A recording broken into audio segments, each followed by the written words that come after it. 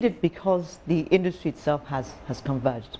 So we had separate industry for broadcasting, for telecommunications. But what has happened is that the technology has converged. So for instance, a mobile phone now, you can use it for communications, you can use it to watch a film, you can use it to broadcast messages. So because the technology has converged, it makes sense to have a regulator that is actually looking at a converged industry and a converged technology.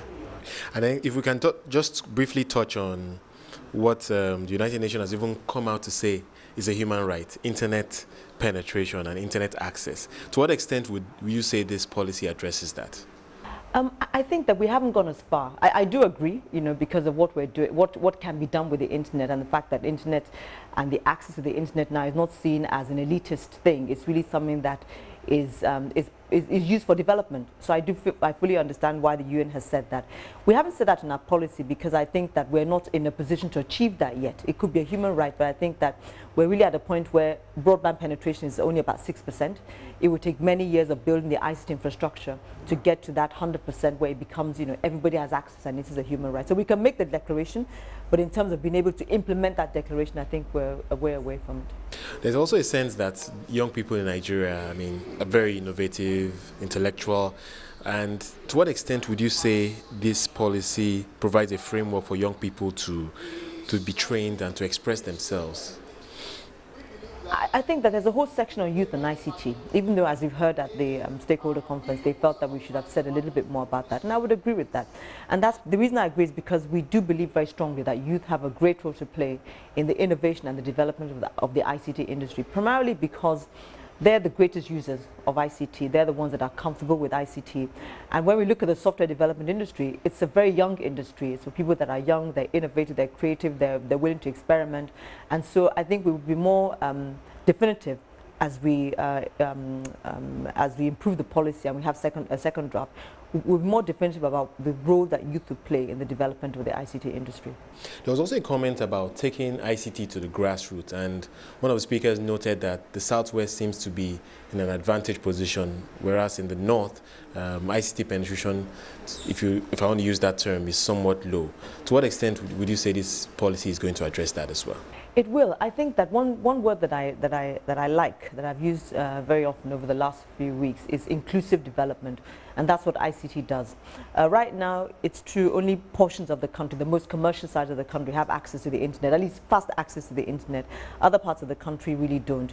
But once we can get that ICT infrastructure that is more ubiquitous, what it means is that whether you live in the Southwest or the Southeast or the North or wherever it is, your access to the internet is equitable, and so therefore your access to the world and all that's available on the internet becomes more equitable for education, for infrastructure, for agriculture, for finance, all of those things. So definitely I would agree with that.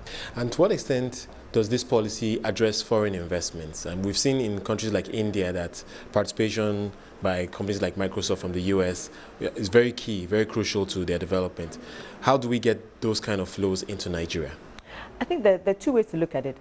I think there's a section of the policy that actually recognizes the fact that we need foreign involvement to develop the industry. But I think the other part, which I think is more important, is that the policy itself is what drives foreign investment. Because if they understand, if people outside the country understand where you're going with ICT, then they can begin to say, okay, we can invest.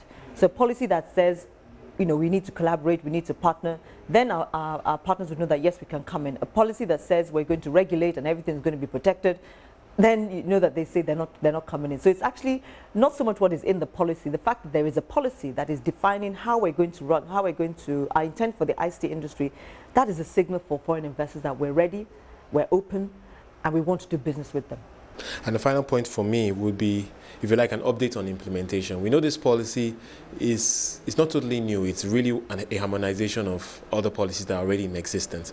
So from your ministry's perspective, what are the key areas that you think we are focusing implementation on in the short term? Probably 2 or 3 areas. If you look externally, the first area is really around the software development industry. So we're really focusing very heavily on that. We've actually started the execution of that by commencing the process of developing a framework for ICT incubation centers all across the country.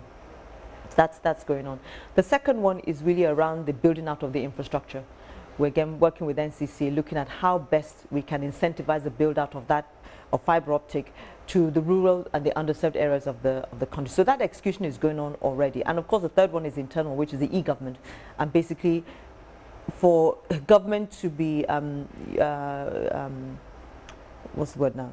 Doing what they say, not just telling you to do it and not do it. So we're internally within government, we're going to leverage ICT much more as a deliverer of services to the populace.